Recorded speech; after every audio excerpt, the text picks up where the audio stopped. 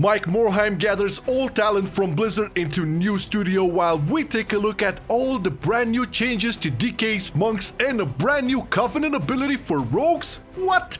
RNG upgrades for your conduits are real, and is this the actual AP grind for Shadowlands?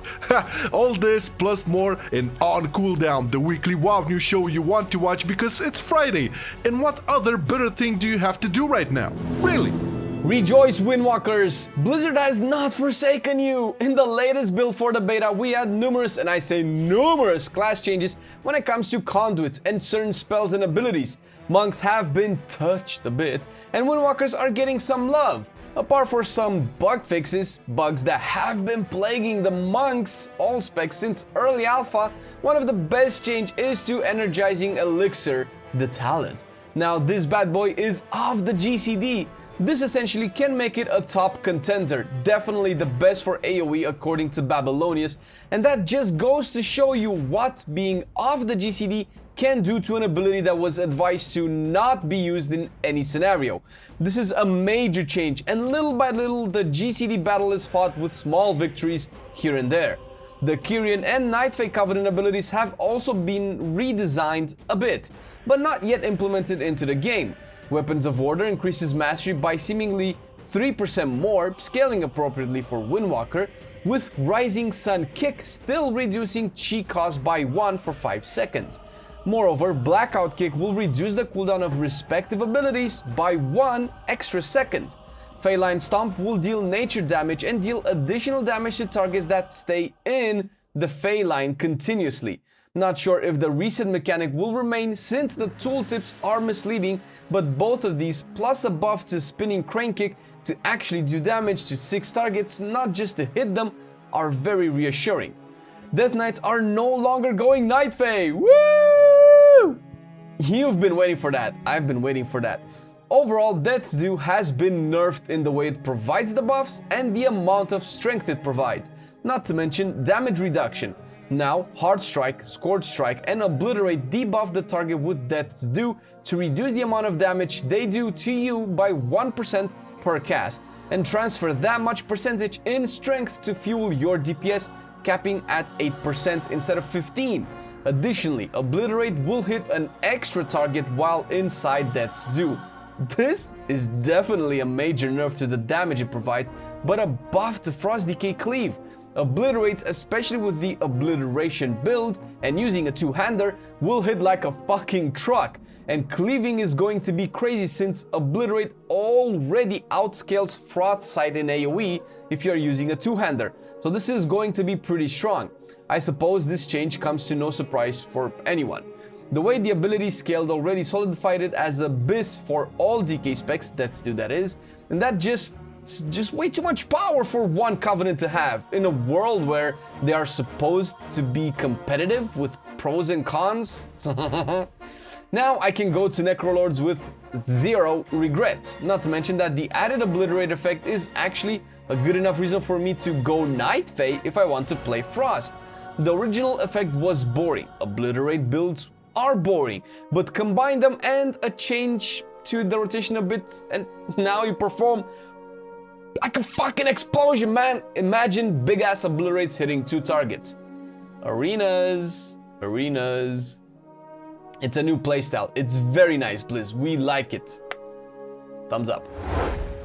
Great news for all you Blizzard Evolved lovers, as Mike Morhaime has finally hit us with his new endeavor in the gaming world, and that is Dreamhaven Games, which by the first presentation over their website, it looks so Blizzard 20 years ago. Gets me in some nostalgia spots, but you have to be sure that what will cook over there will surely be on par with the times, hopefully retaining some of that magic used in the old Blizzard titles. The cool thing about Dreamhaven Games is that it will act as an overarching company for smaller studios, providing mentorship, distribution, and funding. There are currently 2 studios under Mike's new company, Secret Door and Moonshot, but more are to be acquired or created in the future. Secret Door is being spearheaded by Chris Sigety, a Blizz veteran who was the lead producer on Warcraft 3, among other important roles for StarCraft 2, Hearthstone, or Heroes of the Storm. Given his track record with all these games, you can almost bet that Secret Door will produce some sort of multiplayer competitive title, but this is all speculation at this point. The second studio, Moonshot, is led by Jason Chase, a former executive producer for Hearthstone and lead producer for StarCraft 2. And while his name might not ring a bell for you, well, you'd be pleased to know he's joined by Dustin Browder, an absolute legend who acted in the past as game director for Command & Conquer, StarCraft 2, and Heroes of the Storm. There are more talented and very versed developers and artists in the Dreamhaven family, but at least Mike and the names mentioned so far should surely spread confidence on projects that will come out of this. We are for sure excited, and listen, you are well aware of the Activision Blizzard thing that has been happening for a while now, but holy shit, some media outlets just used this announcement to further bash on the current Blizzard. And sure, I don't like Bobby Kotick as much as the next guy, and I was and am much in disagreement for a whole lot of the decisions they took in the last couple of years. But this doesn't mean that the present day Blizzard doesn't have some amazing people still, from game devs up to community managers, plus you can add to that the whole journey of the Shadowlands feedback and process and implementation, or the Diablo 4 constant updates and communications with the community.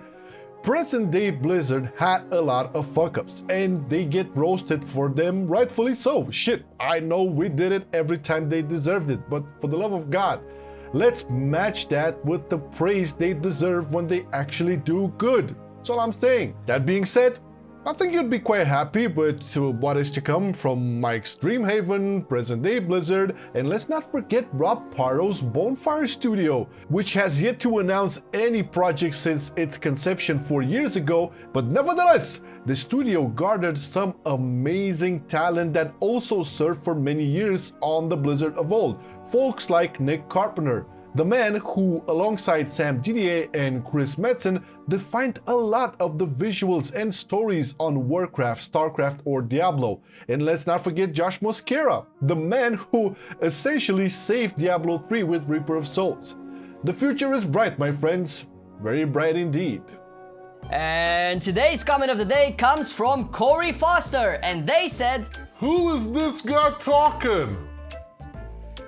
What guy? I'm Guy. You guy? Me Guy. I'm guy 2. You're Guy 2? Oh, I'm guy 1. We're guys 1 and 2, so what you gonna do? What you gonna do when we come for you? Bambos, bambos. Rogue lost Slaughter. What Slaughter? Why? The Venthyr Covenant ability, of course, and it is now replaced with Flagellation. Now it will be a single target focused ability, although from the cooldowns it seems like it could work as Cleave as well. You pop it and hit the target with Anima, 3 times and debuff them for 1 minute. Every time you consume a combo point, the target gets lashed again per combo point consumed. Once it has been lashed at least 25 times, reactivating the ability will increase your mastery by 10%. These numbers are taken from the in-game tooltip, while the data-mined Wowhead article is using slightly different values, so be prepared to see different numbers when you log into Shadowlands. The effect is actually way more interesting than Slaughter and has a much more engaging interaction with your rotation, setup, and everything of that nature. The mastery buff seems to not work right now on beta, where reactivating Flagellation does not work at all. But fundamentally, this can scale really well with Assassination and Subtlety, and it wouldn't be bad for Outlaw either. Maybe it could be the thing Outlaw needed to perform in single target. Shaman also got changes again. The legendary deeply rooted elements can no longer activate from bonus casts of Lava Burst, so the Ascendance gains are a bit more leveled, I would say.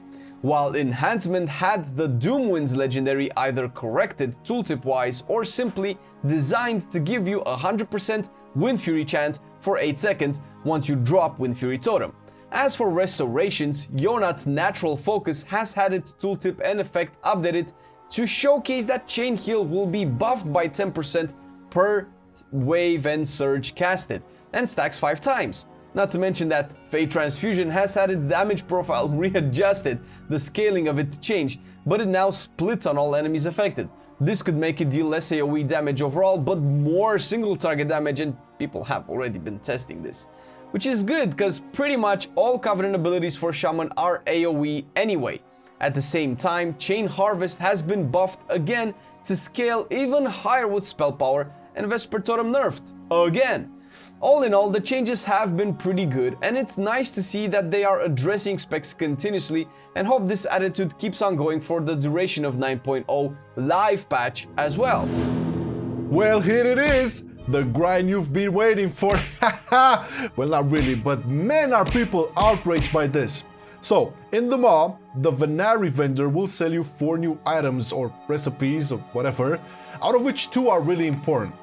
The spatial realignment apparatus will add a socket to your item if you don't already have one, and it can be used on rings, bracers, belts, helmets, or necklaces. Manifest Aethershunt, is it pronounced that way? Aethershunt is a German, I don't know, Manifest Aethershunt will be used to either add a conduit you don't know to your collection, or, and this is the juicy part, upgrade an existing conduit by 1 rank. This, and this is the juicier part, will work on randomly selected conduits from your lowest ranks. Yes, you heard that right. It will randomly select a low rank conduit and upgrade it. The uproar on this is quite intense, as at a first glance, this looks like the new grinding, the new AP, but let's be clear, or let's just clear the air a little bit here. First of all, this is a good incentive to go back into the mall and do dailies. Second, this is not the main way you will upgrade your conduits, but rather more of a catch-up mechanic, as Blizz did mention in the past that upgrades for conduits will mainly drop from dungeons, raids, PvP, world quests, and so on. It doesn't even look like a main progression grind with all that PR they made for Shadowlands, not having mandatory grinds. Do you really think they would place this as a main thing to do? No, this is, again, a catch-up system in case you don't have much time to play, or if you are rolling multiple alts. You're right to think that making it RNG brings back that sour taste of BFA, and maybe with enough feedback they might change this to something more targeted. On the other hand, if they do that, then it will really become something mandatory for you to do, your mod dailies. But this will not change the fact that your major conduit upgrades will come from the actual content you choose to play and not from dailies. All in all, it's a catch-up system and a good enough reason to go to the mall and wreak havoc over there. Not mandatory. Mike Morhaime gets a brand new studio. Well, he makes a brand new studio. We get a lot of changes for the monks, for the DKs, for the shamans, and we're getting a brand new covenant ability. Flagellation. Now I'm thinking of this thing. Yeah, I'm saying that. I know you have a dirty mind, but carry on, carry on. It's actually really interesting in terms of mechanics and how it works. It's kind of really single target, which kind of plays into Venthyr, I guess, because hunters also have that. Yeah. But it could make Outlaw way better in single target, so in raids, so that's kind of cool. I mean, yeah, that's all cool and dandy, but one other juicy, spicy nugget that was on this week. You remember last episode where we talked about the Warcraft movie being in the works? Yeah. Another one? Yeah. Well, Chris Metzen tweeted also about it. Well, not confirming, okay? No, of course not, but he tweeted another website which has proper sources telling that there is a movie in the works. Now, of course, we already covered this last week. We're not gonna cover it every fucking week. Go watch that one. But man, if Chris Metzen went out of his way to tweet that, I mean, you remember that kind of like the first time he came back was during BlizzCon and said, "Whoa, where's the war chief coming back?" Like, and we're calling, and then we had Thrall cinematics. Like, the dude is not just opening his mouth, right? He knows some shit. He knows some shit. But he was careful, okay? He's not part of Blizzard anymore. Yeah. He was careful, and he did tweet then that is not confirmation. It's just something he thought he'd share, which is, dude, how awesome it would be if we had Thrall in the movie with his voiceover. Oh man, that would be like, the nerdgasms would be everything I would ever need in this life. Oh yeah. Well, the thing is, it's been all around good news so far in a lot of departments. We're super happy about Mike Morhaime's new endeavor. We're excited. Just cannot wait to get new stuff from there. Hopefully, also the current day Blizzard, sees the threat over there. Yeah, and ups their game up. That's competition breeds quality. Monks still have bugs that are like almost 6 months old. Didn't they fix some of them? They fixed a bunch, but as far as I could tell, there's still bugs. And that, we've tested Mistweaver fairly recently. Now, I don't know if the new build fixed the issues that we managed to test, but hey, it's just, I don't know. It's still probably not all the specs and classes will be, I don't know, refined, fine-tuned up until the launch, but I'm pretty sure it's gonna be a much better version of the classes being lined up when compared to BFA. Oh, you cannot even compare it, man. Oh, so it's like leagues above, and this is just coming from Prot Warrior, which has like a really negative view in the community right now. And I had it too because of that. Then you tell me that. It's amazing, man. It's a blast. And comparing it to like 8.0 BFA Prot Warrior, there's no chance. But anyways, you know who gets many chances? Our Patreons. Thank you so much, guys, for all of your support. We've been doing this for almost 2 years now, and it's in a big part. Thanks to your support, we appreciate it. We are super grateful. If you haven't joined the Patreon team just yet, check the link in the description. See the perks over there. Maybe there's something you like. We also have some merchandise over there. Yeah, you can listen to our song as well as a Patreon. You can download it. It's Still I Play WoW. The Twitch, talk about the Twitch. Oh yeah, we stream 5 days a week, stream Arena, with the exception of Fridays, so Saturdays as well. Saturday is the big stream, and if you're seeing this as it goes live, you're probably seeing the stream in a couple of hours tomorrow morning, where we test a lot of stuff. I'm anxious to test a couple of things and do more beta because you guys have a lot of invites right now, so we can do dungeons together. That's pretty cool. A lot of people can join in and play. And that being said, we want to thank you for watching up until this point. You're a goddamn legend. Have a great weekend. See you soon. Peace out. Take care. Bye.